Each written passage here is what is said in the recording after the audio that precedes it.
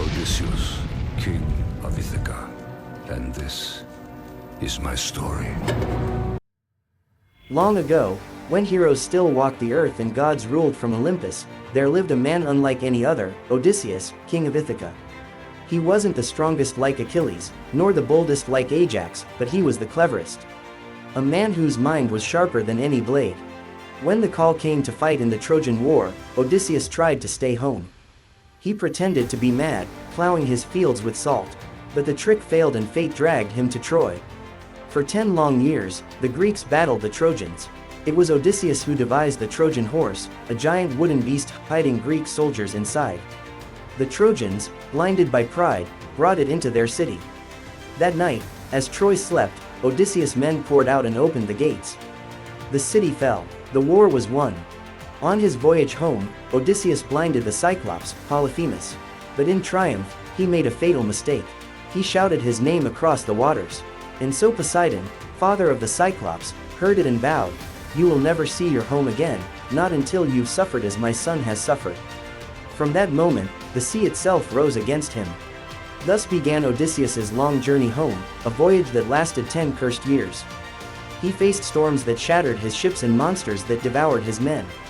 He resisted the Lotus Eaters, who tempted his crew with forgetfulness. He escaped the sorceress Circe, who turned men into pigs, and stayed a year under her spell. He braved the underworld, seeking the spirit of the prophet Tiresias. He sailed past the Sirens, whose voices could drive men mad, but he stopped his ears with wax and tied himself to the mast. He passed between Scylla and Charybdis, the sea monsters of rock and whirlpool.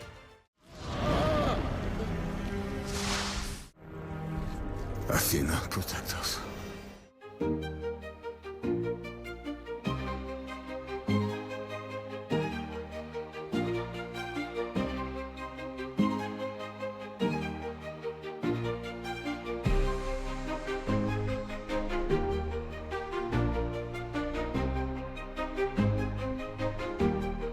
At last, he reached the island of the sun god Helios, where his starving men killed the sacred cattle. Zeus punished them all, with thunder and waves. Only Odysseus survived. He washed up on the island of Calypso, a goddess who loved him and kept him prisoner for 7 years. She offered him immortality, but his heart longed only for home, for Penelope, his faithful wife, and Telemachus, his son. Finally, the gods took pity. They ordered Calypso to let him go. But Poseidon, god of the sea, had not forgotten. Waves rose like mountains, thunder split the sky, and the man who blinded the Cyclops was thrown once more into the deep. Still, Odysseus clung to life, his will unbroken. He washed ashore on Phaeacia. There, the kind king Alcinous and his daughter Nausicaa welcomed the weary traveler. They feasted as Odysseus recounted his tale. Moved by his courage and sorrow, the Phaeacians gave him a ship and a promise. "This time, you will reach home."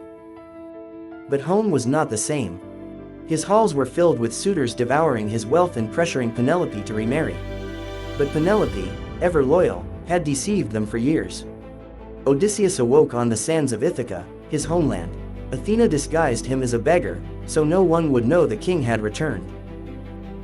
The king walked unseen through his own palace. He met his faithful swineherd, his grown son Telemachus, and together they plotted revenge. Penelope announced a contest. Whoever could string Odysseus's great bow and shoot an arrow cleanly through 12 axe heads would win her hand. One by one, the suitors failed, too weak, too proud. Then the beggar stepped forward. Laughter filled the hall, but the moment Odysseus took the bow, silence fell. With effortless strength, he strung it, twang, and sent an arrow whistling clean, through all 12 axes. The suitors stared in horror as Odysseus cast off his disguise, revealing himself, and unleashed vengeance. Arrows flew like judgment. The suitors fell one by one. When all was done, he stood before Penelope, the woman who had waited 20 years, and at last, after all the storms, all the blood, all the pain, Odysseus found peace. Odysseus was many things: warrior, trickster, survivor. But above all, he was human, proof that even the cleverest of men cannot outwit the gods.